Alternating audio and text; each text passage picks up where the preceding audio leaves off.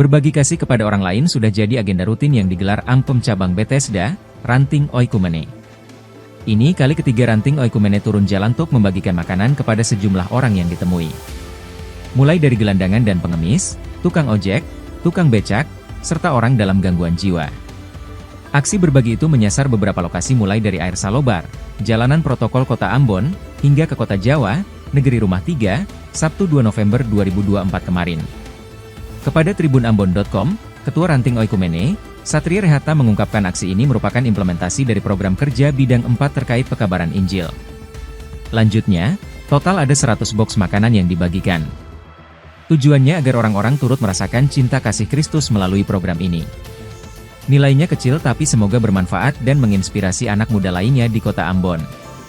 Dia berharap kedepannya pemerintah lebih peduli terhadap kemiskinan sehingga turut mengurangi sebaran gepeng di Kota Ambon.